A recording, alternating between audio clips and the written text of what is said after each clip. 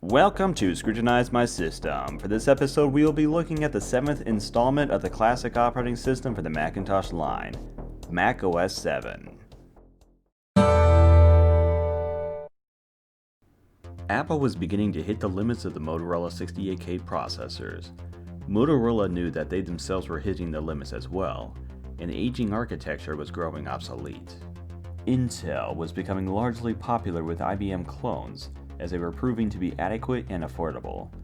Other processors were also on the market to act as substitutes, but Apple had other plans.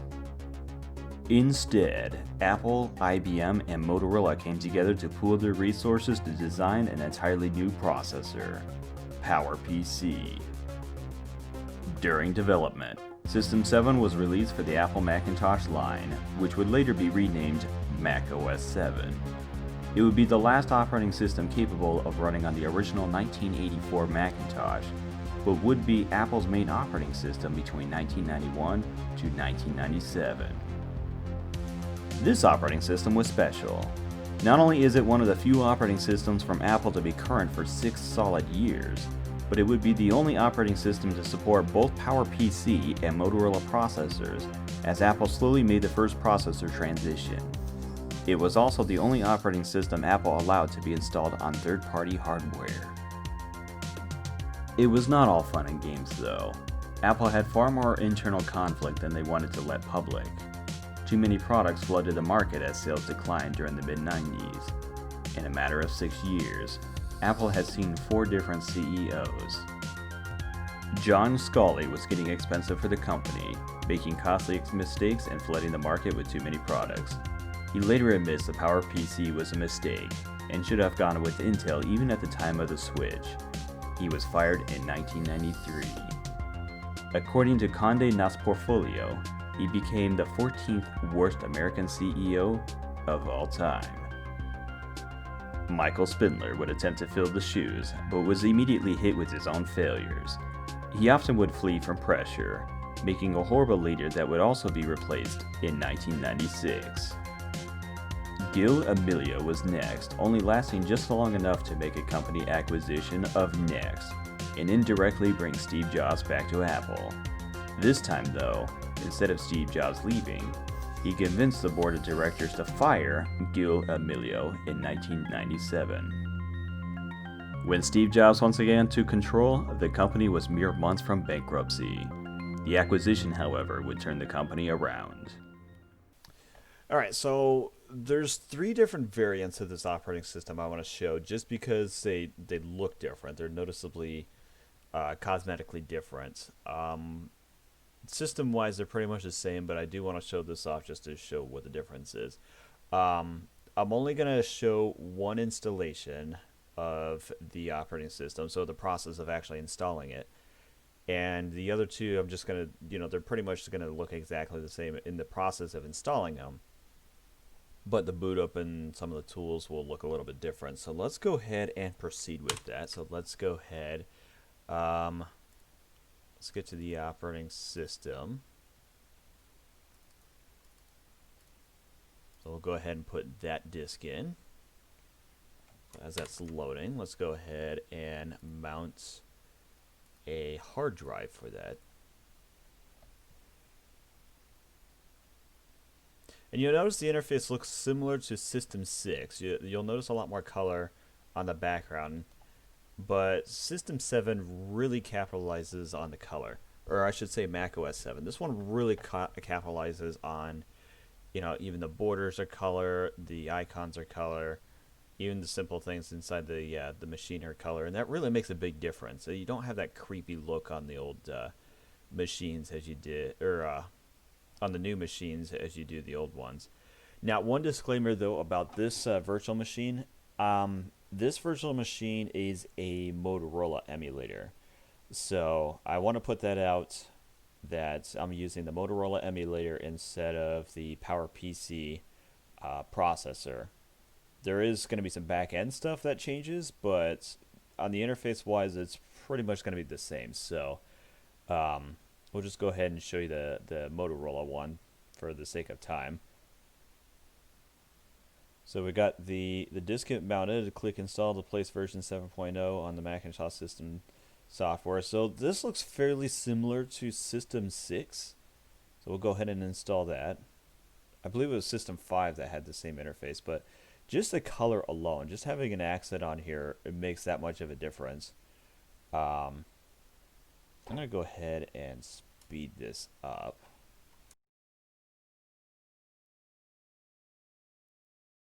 Okay, so it says installation on Untitled was successful. If you are finished, click quit to leave the installer. If you wish to add additional installations, click continue. So we'll just go ahead and quit that since we pretty much installed it. Let's go ahead and restart. We're gonna have to remount that hard drive.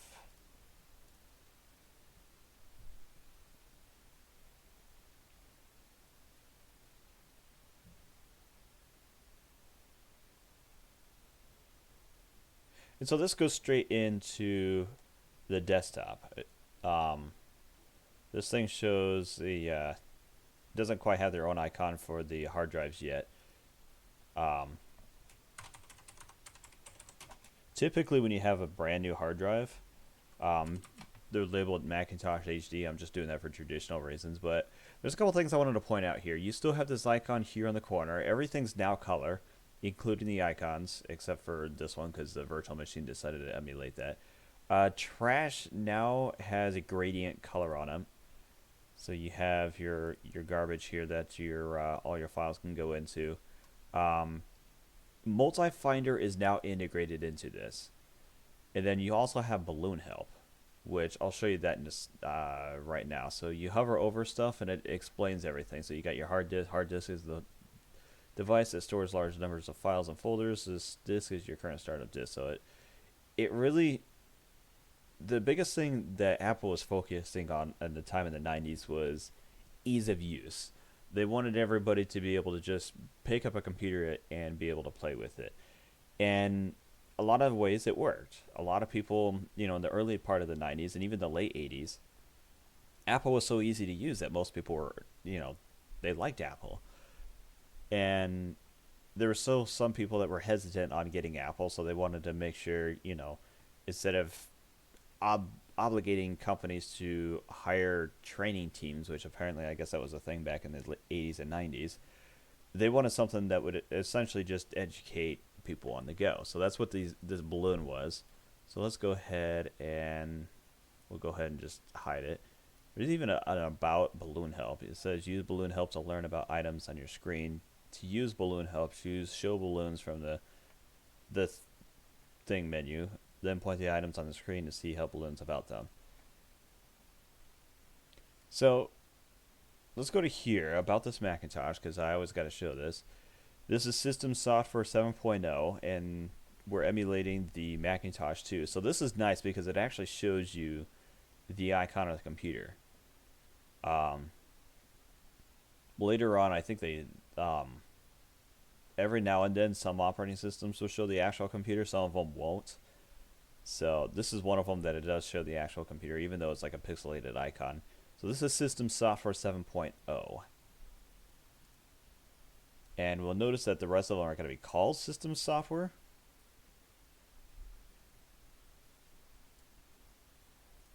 And then let's go down the list and see what's changed. This is still black and white. This still looks like it's unchanged for the most part. Oh, and by the way, it is 4th of July as the time of recording this, so happy 4th of July for everyone that's in the United States. So we got our calculator. This is the first time you see the calculator in color. It's almost unchanged, except now it's got like the background color on it. Unfortunately, there's no way to change it, but you can close that. We got the chooser, which gives us the option to be able to connect to networks and stuff. This is not just limited to Apple Talk. By this point, Ethernet had become more mainstream.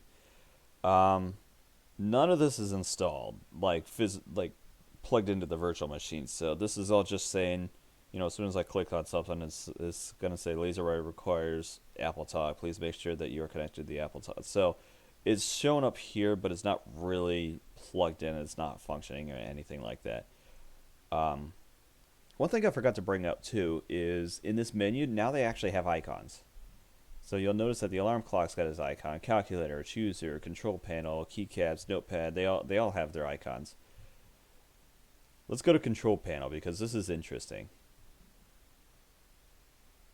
when it's loading. This is probably one of the only times that you actually see this thing with just a bunch of icons thrown together. And you have a couple different icons, and notice that, this is a fresh installation, so it seems like everything's just kind of thrown together. You can tell that there's a few holes here and there where stuff used to be. And let's just go through the options real quick, because everything's changed a little bit. So we got highlight color, we got window color, which we have the option to be able to pull this down, and we can actually change the color of the windows, which is nice. So we can make it gold, we can make it turquoise, we can make it I was trying to click red, but yeah, we can make it pink, we can make it red, which red kind of looks pink anyways. We can make it black and white, which kind of looks old. Let's just keep it as standard. Easy access, which is basically your standard options here. I'm going to speed this up a little bit.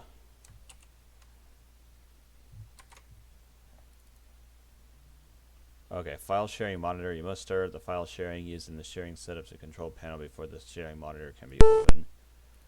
Then we got general controls, which is your usual stuff. You can make the desktop background. You can actually choose between different desktop backgrounds. You just click on it, and boom. You got some pre-configured ones that you can choose from, or you can... Ooh, I like this one. Let's go with this one.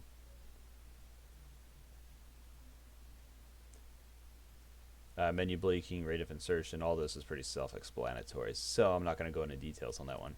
Keyboard is pretty self-explanatory, but you notice that as I'm opening everything, it kind of puts everything in its own window.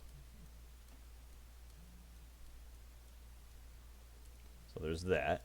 We got labels, which... Let's keep this open because I want to show you this real quick. So let's go to the... Let's go to the driver. That's really crammed up in a corner. Why don't we make a folder? We'll name it test. And the nice thing about these folders is just like the previous versions of I think System 6, you can change the color on these, but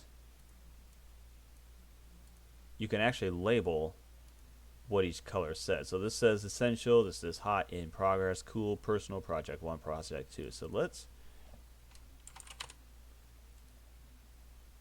as soon as I change that, we can come back over here and it immediately changes the name here. That's not a feature that really stays around that long, but it's part of the Macintosh, the classic Mac line for the later part of the family. I think that's what it was labeled as. I just like keeping everything the way it used to be, but so that's test, or that's the color of the folders. And I mean, you can do different colors. You can do pink, you can do blue, all kinds of really cool stuff. And truth be told, I kind of like the style of this. I like the colors and everything. It's just something charming about the color of older machines. The black and white just makes it creepy, but let's go ahead and empty that. Trash contains one item. Use 0K of disk space. Yes, let's go ahead and delete it. So we got a README. Let's go ahead and pop this up. I'm not going to go into extreme details on here, but it says, welcome to System 7. We hope you will enjoy many new features and power of System 7. To get an overview of the new features, look at the before you install HyperCard stack provided on a separate disk. It just blah blah blah blah. Okay, so I love how it has the icon or the 7.0 and then it says rock solid, which is in black and white. Because remember, this operating system was able to run on the classic 1984 original Macintosh, the 128K. But it's also more ironic because now this operating system is so old, some people consider it to be as old as dirt.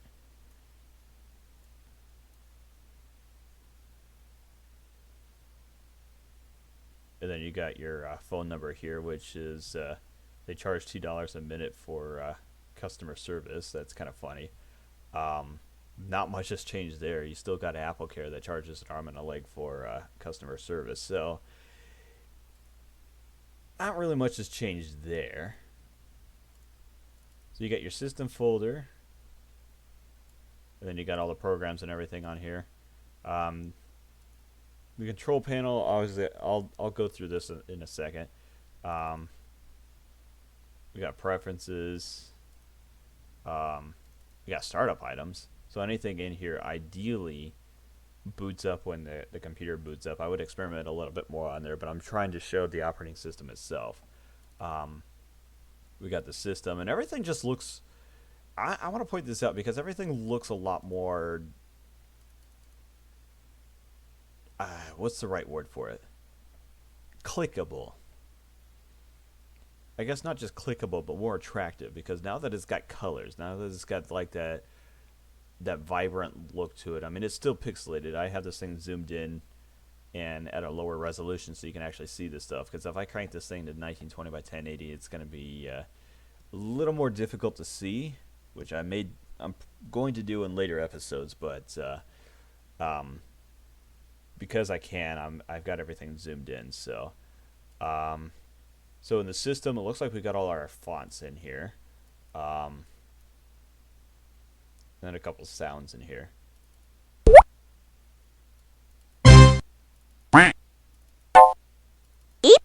So pretty much the sounds that they had in System 6 got transferred over to System 7. We got the Scrapbook.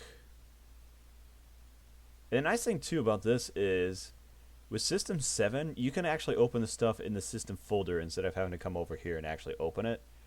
Because you open this and it still opens the Scrapbook. It's still going to do the same thing, but now you can actually click it in the system folder and it'll actually open up.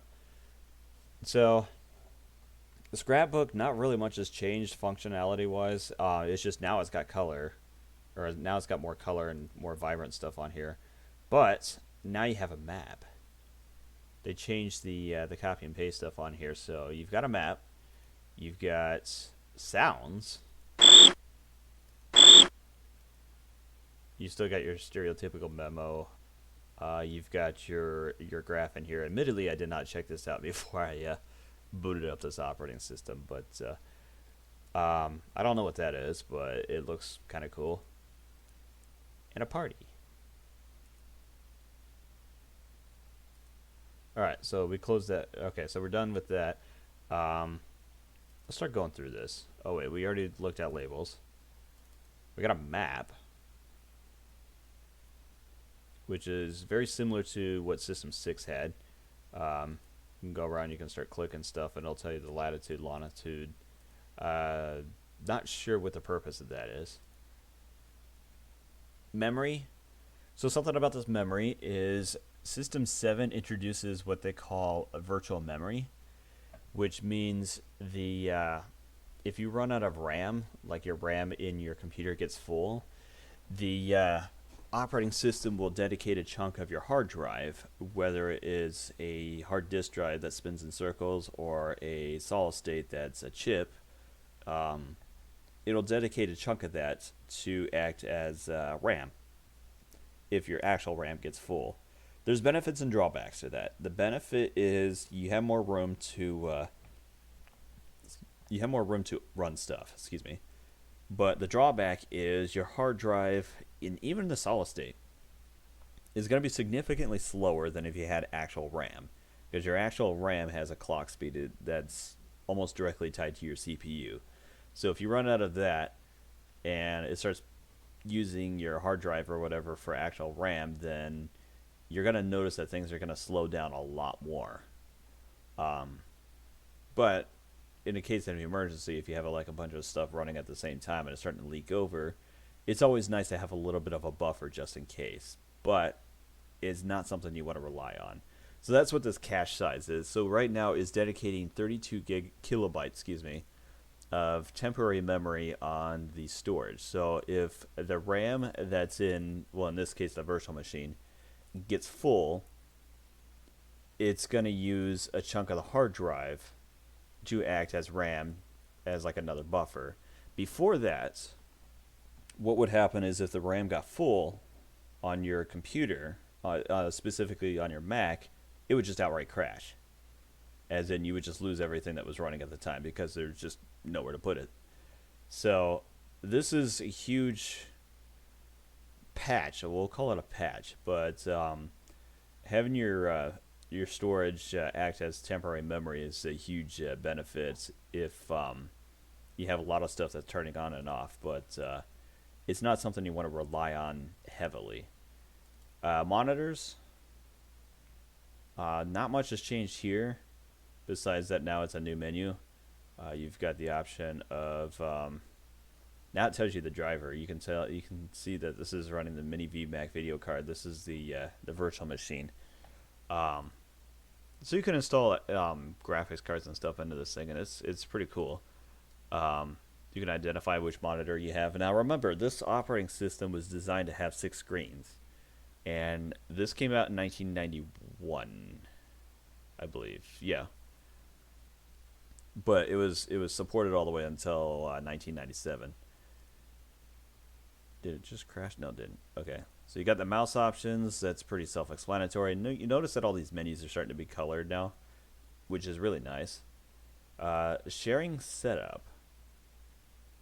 So this is, again, another one of those pushes when they're trying to get everything into the network. You got file sharing. You've got, not quite sure what program linking is, but I think that has something to do with actually running programs off of a network server instead of directly on the machine itself. Yeah, you got your network identity and stuff like that. Sounds, pretty self-explanatory. I think we already went through all these sounds. Then you can adjust the sound. Startup disk, pretty self-explanatory. I only have one disk currently in this thing, so that's all that's going to show up. Users in groups.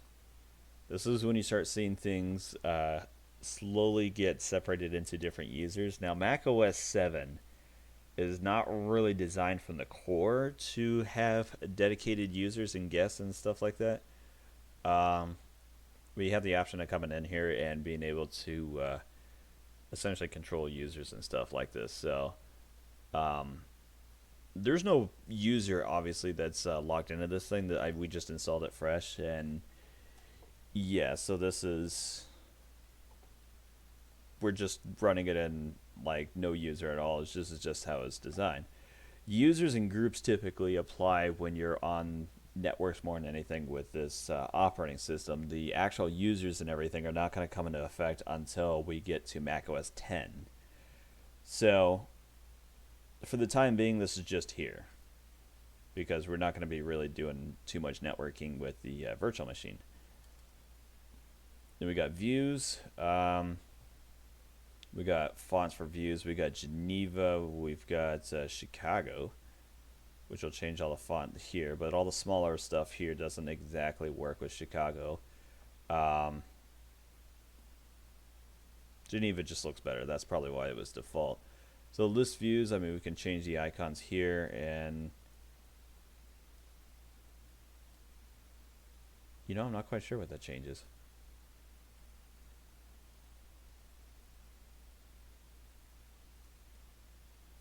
We can change the font size, which makes everything really large. So I guess we can always do that if the fonts get too, if the screen gets too small later in different episodes.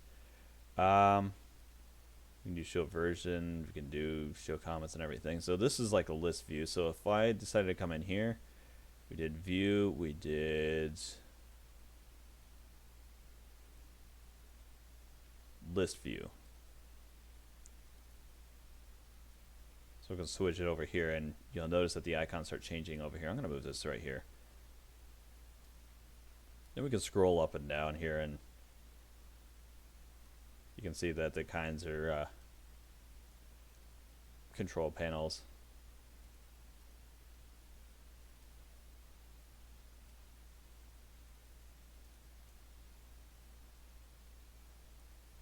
Or just switch it by icon.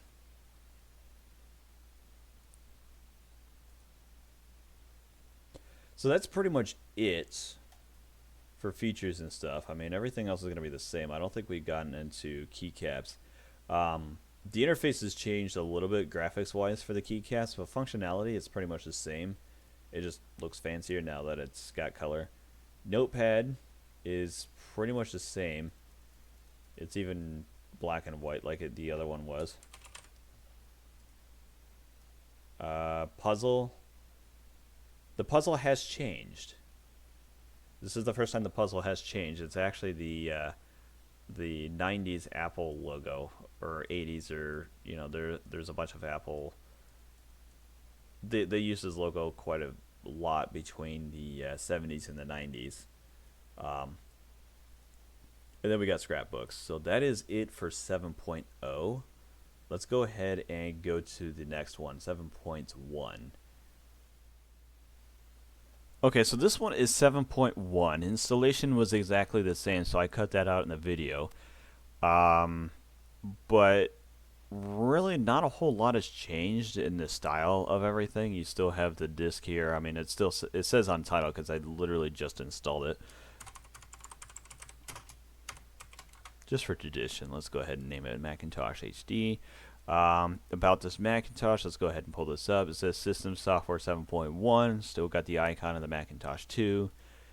And pretty much everything is going to be the same, except you'll notice that the alarm clock, for some strange reason, takes a little bit longer to load. Calculator is the same. Chooser might have a few more options, but not much has changed there. Whenever this thing is loading. There it goes.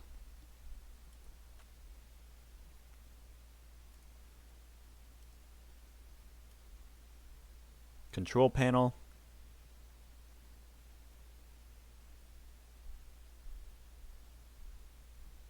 Pretty much the same. I mean, the icons moved a little bit. The icons changed a little bit. Colors is a little bit more brighter. We got numbers now.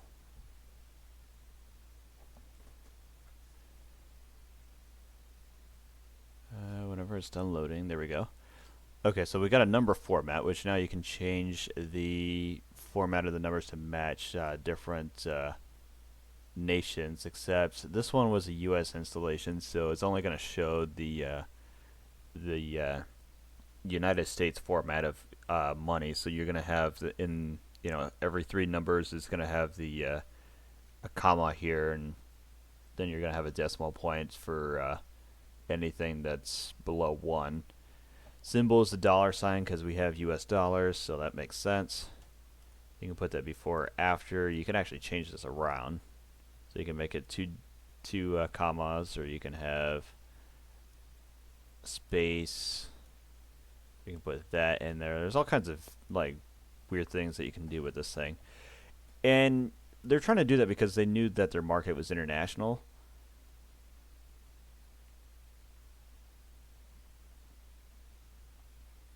We got general controls, which gives you the option to be able to change the desktop and everything. So not much has changed there. File sharing, ease of access, all of that's pretty much going to be the same, even the puzzles. So the only thing I'll show is the scrapbook, which I honestly forgot if anything changed. No, it doesn't look like much has changed there. Yeah, nothing's changed. So between 7.0 and 7.1, not much has changed. So let's see if we can go ahead and open this and see if there's a README file on here that says 7.1. Yes, so the graphics is going to be a little different on this one. So System 7.1 World Ready.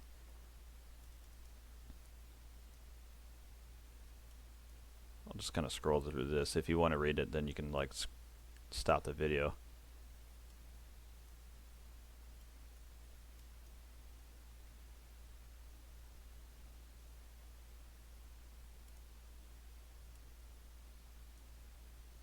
So that's the only real difference between 7.0 and 7.1. So let's go ahead and see 7.5. This is when you're going to start noticing more cosmetic changes between 7.1 and 7.5. Alright, so for this one, I didn't install everything. I just kind of took a couple shortcuts just to download it, just to show the welcome screen more than anything. But this is the new welcome screen. MacOS. Now you have a happy face to greet you when you boot up the Macintosh. And the face doesn't really change a whole lot over the years. It'll vary every now and then. Like you'll get like a gloss aqua look later down the line. You'll get some tweaks to make it a little bit more narrower. But to be honest, that face is going to stay for the rest of Mac OS for quite a while. So this is System Software 7.5.5. This was a version I just pulled off of the internet, but it's running through the same virtual machine. I don't know why it switched to the old-fashioned logo instead of the Macintosh 2. This may have been a distribution that was used for the the Macintosh clones, because at the time Apple decided that they were going to license their operating system out to other companies so that they can use it in their own machines. Kind of ironic because back in '85, Bill Gates was telling John Scully at the time that he should have done that. Well, too little, too late. They waited till 1995 to do it, and then that's when you start seeing Apple clones. But so it took them a full 10 years to decide to do that. It might have been 95. I'm trying to remember when it exactly happened. Cosmetically, everything's changed a little bit. I'll show you just a handful of things. So calculator, it's got more of a gray background now. We got chooser, which I guess cosmetically didn't change much. Control panel, some of the icons changed a little bit because now you have Apple menu options. And for this one here, so this is the Apple menu right here where it's got the little apple obviously, but you can now do remember recently used items, but then you've also got sub menus. So you can, if you switch this on, you can come down here and you can actually open the stuff up from the control panel without having to actually open up the control panel. So I can come down here and click on views and it will open the view thing. So we've already shown that one in a different version of this, but so we got recent documents, we've got recent applications, which yeah, that's pretty self-explanatory. So I'm gonna go ahead and turn this off because it feels way too much like Windows 95, which is kind of ironic. But mouse, date and time, general controls, all of this is pretty much the same, except now we got Windows Shade. So the idea of this is instead of minimizing, you double click it and it just collapses it in. So, and then you can use modifier keys and everything. Like you can switch this to 3 times and then it'll collapse it. Or we can just turn it off. Once we turn it off, then it won't do it. But if we turn it on, you hit it twice and it collapses. So that's a new feature in system or Mac OS 7. I think specifically 7.5. Views PC Exchange is another popular one. So this one is if you plug in a floppy disk or CD or whatever that has a they call it a DOS suffix on here. You have the option of actually opening it in a Mac program instead of having to rely on a Windows computer to boot it up and install crap on it. So there's that. Not much else has changed since then. I mean, half the control panel's missing because I didn't install it. Notepads is pretty much the same. But then you got stickies. That comes out with 7.5. So you have the option of making sticky notes. So you can essentially just sticky notes. You can change the color. I like that blue. You can put a new one on here. You can resize it. Maybe. There we go. And then once you click out of it, it just kind of stays there. And if you don't want it anymore, you just exit out of it. Don't save. So that's sticky notes. And then you've got all the recent stuff on here. Like we got recent servers, recent documents, recent applications. Find File has been in the operating system for a little bit. Warning this utility.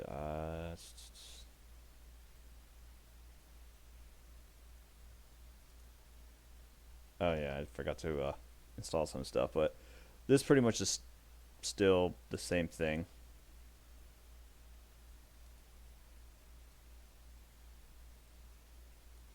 Jigsaw puzzle.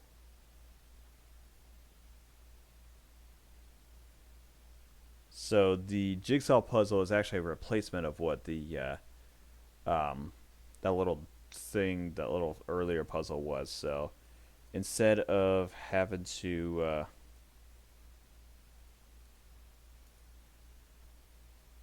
that little small puzzle, they give you a jigsaw puzzle instead. So kind of cool.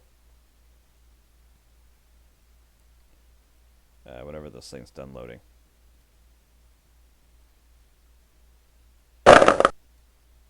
And it gives you sound effects and everything. I mean, this virtual machine is not the fastest, but... So that is macOS 7.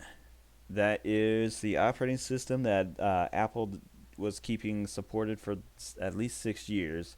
It was also the operating system, one of the very few operating systems that Apple licensed to other manufacturers to be able to use on their own hardware. So you don't see a whole lot of that in Apple's history. Apple usually likes to keep everything closed in. So macOS 7 was special in regards to not only being able to do that, but also that it's the last operating system, or it's the latest operating system, to run on the Macintosh 1984 or the Macintosh 128K. So there's a lot of special stuff about this operating system. If you enjoyed this video, please subscribe for more. We've got more episodes coming. We've got more next. We've got more Apple. We've got Microsoft Windows. We've got IBM OS2. We've got MS-DOS. We've got a couple of them coming on the way. So thanks for watching, and please subscribe.